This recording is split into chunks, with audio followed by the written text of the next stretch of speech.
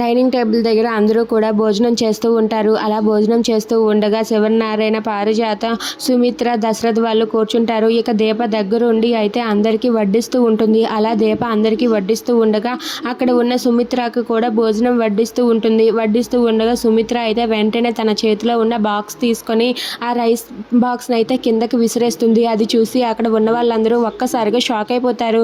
ఏంటి, ఎందుకు ఇలా చేశారు అని చెప్పి వాళ్ళందరూ కూడా అనుకుంటూ ఉంటారు.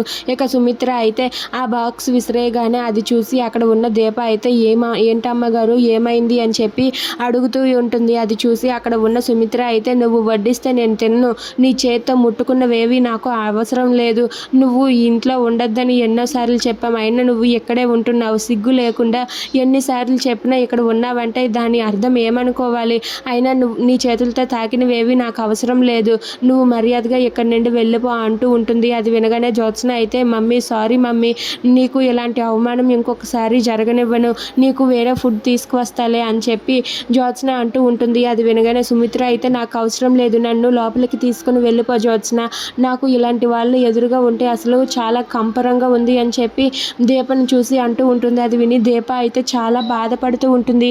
ఇక వెంటనే అక్కడ ఉన్న కార్తీక్ ఇలా అంటూ ఉంటాడు, ఎందుకు అత్త నువ్వు అలా మాట్లాడుతున్నావు, తను ఏ తప్పు చేసిందని అని చెప్పి అడుగుతూ ఉంటాడు. అది వినగానే సుమిత్ర అయితే నువ్వు ఈ విషయంలో జోక్యం చేసుకోవడానికి వీల్లేదు అని చెప్పి అంటూ ఉంటుంది.